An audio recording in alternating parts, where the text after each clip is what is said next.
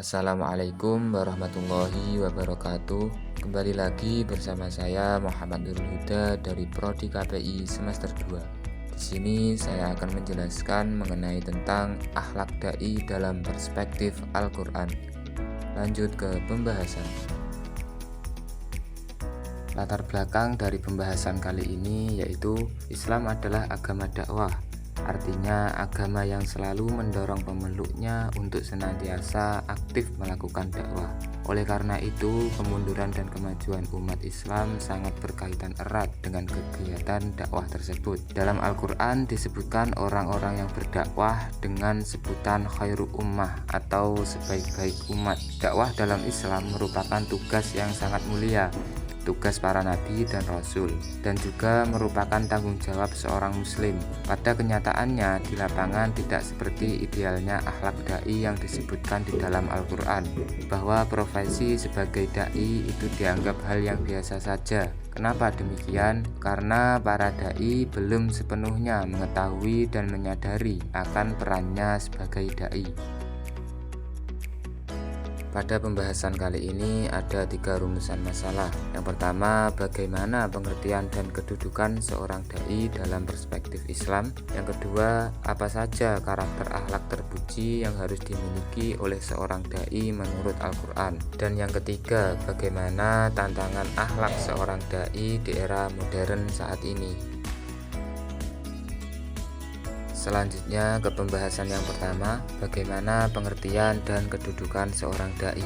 Kata dai berasal dari bahasa Arab yang berarti orang yang mengajak. Dalam istilah ilmu komunikasi disebut sebagai komunikator. Dalam pengertian yang khusus, dai adalah orang yang mengajak orang lain baik secara langsung maupun tidak langsung, dengan kata-kata, perbuatan, atau tingkah laku ke arah kondisi yang lebih baik menurut syariat Islam, yakni Al-Quran dan Sunnah atau amar ma'ruf nahi mungkar. Sedangkan kedudukan dai sangat penting karena merekalah yang menjadi penggerak perubahan umat dari segi moral, spiritual, sosial, bahkan politik. Selanjutnya pembahasan yang kedua, akhlak terpuji yang harus dimiliki oleh seorang dai menurut Al-Quran. Yang pertama yaitu istiqomah yang tertera di dalam Quran surat As-Saff ayat 2 sampai ayat 3, yang artinya, wahai orang-orang yang beriman, kenapakah kamu mengatakan sesuatu yang tidak kamu kerjakan? Amat besar kebencian di sisi Allah bahwa kamu mengatakan apa-apa yang tidak kamu kerjakan. Imam At-Tabari menjelaskan tentang konteks akhlak pada ayat tersebut, yaitu bahwa seorang yang tidak melakukan apa yang ia katakan, maka seorang tersebut dikatakan orang yang munafik. Mayoritas ahli tafsir mengungkapkan mengenai kandungan Al-Quran surat As-Saff ayat 2 sampai ayat 3, yaitu mengandung makna celaan dan kecaman. Jadi pada intinya adalah antara ucapan dan perbuatan harus seimbang dan juga harus diaplikasikan oleh seorang dai. Yang kedua yaitu lemah lembut yang tertera di dalam Quran surat At-Thaha ayat 44, yang artinya, maka berbicaralah kamu berdua kepadanya dengan kata-kata yang lemah lembut, mudah-mudahan ia ingat atau takut.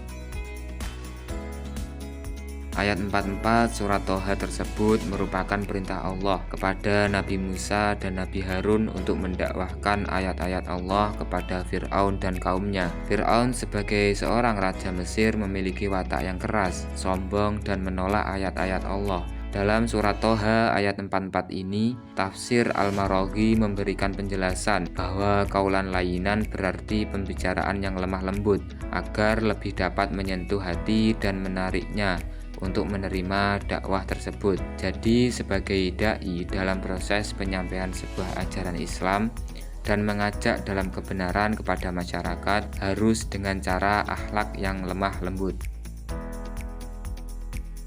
Akhlak yang ketiga yaitu pemaaf, yang tertera di dalam Quran surat Asy-Syura ayat 40, yang artinya, dan balasan sesuatu kejahatan adalah kejahatan yang serupa. Maka barang siapa memaafkan dan berbuat baik, maka pahalanya atas tanggungan Allah. Sesungguhnya dia tidak menyukai orang-orang yang zalim. Dalam surat ini dijelaskan bahwa orang yang memaafkan dan berbuat baik terhadap orang yang berbuat kejahatan, maka Allah Subhanahu wa Ta'ala memberikan pahala yang sangat besar. Jadi para dai harus memiliki sikap yang pemaaf. Di saat seseorang melakukan kejahatan, dai harus mampu untuk memaafkan kesalahan seseorang dengan tujuan memperbaiki perilaku orang yang telah berbuat jahat tersebut. Selanjutnya, akhlak yang keempat yang harus dimiliki oleh seorang dai yaitu musyawarah, yang tertera dalam Quran surat Asy-Syura ayat 38, yang artinya, dan bagi orang-orang yang menerima atau mematuhi seruan Tuhannya dan mendirikan sholat, sedangkan urusan mereka diputuskan dengan musyawarah antara mereka, dan mereka menafkahkan sebagian dari rezeki yang kami berikan kepada mereka. Ayat ini menjelaskan tentang keadaan kaum muslim di Madinah yang bersedia membela Nabi Muhammad sebagai hasil kesepakatan dari proses musyawarah. Dalam ayat ini, musyawarah sudah menjadi tradisi masyarakat dalam memutuskan segala perkara mereka.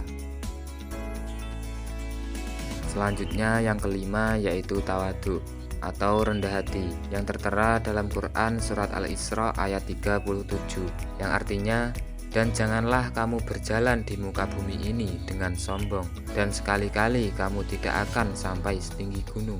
Ayat di atas menjelaskan bahwa janganlah kamu berjalan di muka bumi ini dengan bersikap sombong.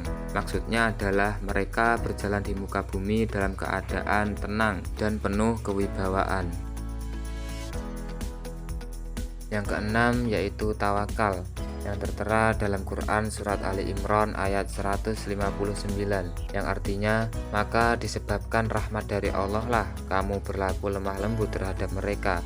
Kiranya kamu bersikap keras selagi berarti kasar, tentulah mereka menjauhkan diri dari sekelilingmu. Karena itu maafkanlah mereka, mohonkanlah ampun bagi mereka, dan bermusyawarahlah dengan mereka dalam urusan itu.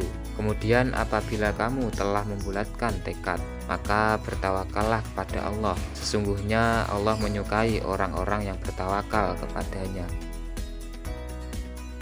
Ayat ini menunjukkan bahwa tawakal harus datang setelah ikhtiar yang sungguh-sungguh. Dalam konteks dakwah, seorang dai harus merencanakan metode yang tepat, menyusun strategi penyampaian yang bijaksana, dan bersungguh-sungguh dalam penyampaian pesan. Selanjutnya, pembahasan yang ketiga, bagaimana tantangan akhlak seorang dai di era modern saat ini. Yang pertama yaitu penyebaran informasi yang cepat dan tidak terfilter. Dai dituntut memiliki literasi digital dan etika bermedia agar tidak ikut menyebarkan hoaks atau ujaran kebencian. Yang kedua yaitu budaya perdebatan dan polarisasi opini. Diperlukan sikap hikmah dan qaulan layyinan agar tidak terjebak dalam konflik emosional yang merusak citra dakwah. Yang ketiga yaitu kecenderungan konsumtif terhadap media. Tantangan bagi dai bagaimana menyampaikan nilai yang dalam dengan format yang ringkas dan menarik. Yang keempat yaitu godaan popularitas dan komersialisasi dakwah. Platform digital memberikan peluang menjadi terkenal, tapi dai harus tetap menjaga keikhlasannya dalam berdakwah. Yang kelima yaitu relativisme moral dan arus budaya global. Dai harus mampu menyampaikan ajaran Islam secara kontekstual tanpa mencairkan prinsip syariah. Kesimpulan pada materi kali ini yaitu ada 4 poin. Yang pertama yaitu akhlak dai adalah pondasi utama keberhasilan dakwah. Yang kedua, dai harus menjadi teladan dalam ucapan dan perbuatan. Yang keempat, di era digital tantangan dakwah semakin kompleks, godaan popularitas dan perubahan budaya. Yang kelima yaitu perpaduan antara keilmuan, akhlak Al-Quran dan strategi komunikasi modern menjadi kunci keberhasilan dakwah masa kini.